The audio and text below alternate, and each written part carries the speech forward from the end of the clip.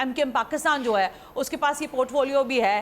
وہ ظاہر ministry of education بھی ہے. آپ سمجھتے ہیں کہ وہاں سے بھی اس آواز کو اٹھنا ضروری ہے کیونکہ وہ پاور کوریڈورز کا حصہ ہے, وہ پارلیمان کا حصہ ہے, یا آپ سمجھتے ہیں کہ یہ وہ لسانی بنیاد پڑھنے جا رہی ہے جس سے شاید سارے لوگ ابھی صرف نظر کر رہے ہیں اور کوئی اہمیت نہیں دی جا رہی اس معاملے پر؟ دیکھیے ثنا صاحب, ایک تو مطلب ہماری ڈسکشن کے اندر جب ہم ایم کیو ایم کو لے کر آ جاتے ہیں تو وہ پھر ساری چیزیں ڈائیورٹ ہو جاتی ہیں اس طرف. میرے ظاہر ہے کہ ان کے معاملات کے اوپر جو میرے جو نظریات, جو خیالات ہیں, جو میرے ان کے لیے جذبات ہیں, میں ان کا اظہار بار بار نہیں کرنا چاہتا ہوں. لیکن عوام جانتے ہیں کہ ظاہر ہے کہ مینڈیٹ کس طرح ملا ہے. فارم 47 کے ذریعے اسمبلی میں پہنچنے والے فارم 47 بنانے والوں کی مرضی کے خلاف کوئی بات نہیں کر سکتے, تو اس پر اب ہمیں بحث نہیں کرنی چاہیے. لیکن میں یہ عرض کرنا چاہتا ہوں کہ یہ لسانی بنیاد پر جو تعلیمی میدان میں استحصال ہو رہا ہے اب یہ بہت واضح طور پر ہے. ابھی لاڑکانہ کے میرے پاس ایک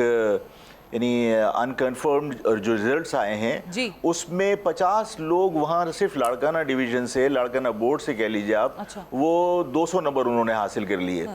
تو مطلب ہم تو یہ دیکھتے رہے, ہم کسی کے یعنی تعلیمی قابلیت کو ہم کسی کی کمزور نہیں سمجھ رہے, لیکن جو ہمارے سامنے صورتحال ہے کہ یہاں پر کالجز کی جو ٹیچرز اور اسکول کے ٹیچرز جب احتجاج کر رہے ہوتے ہیں تو انہیں اگر ہم گریجویشن کی اسپیلنگ پوچھ لیں صحافی تو وہ نہیں بتا سکتے. تو ان کے زیر اثر پڑھنے والے طلباؤں کا تعلیم کا معیار کیا ہوگا, لیکن وہ 200 نمبر لے لیتے ہیں اور یہاں آپ لوگوں کے ریزلٹس تبدیل کر رہے ہوتے ہیں. تو میرا خیال یہ ہے کہ دیکھیے جب انٹرمیڈیٹ کے ایگزامز ہوتے ہیں, آپ فرسٹ ایئر کی بنیاد پر یہ ایم ڈی کیٹ کا ایگزامز لے رہے ہیں, فرسٹ ایئر کی پرسنٹیج کی بنیاد کے اوپر. اگر آپ کے انٹرمیڈیٹ کے ایگزامز ہو جاتے ہیں اور اگر آپ یہ سمجھتے ہیں کہ آپ کا انٹرمیڈیٹ بورڈ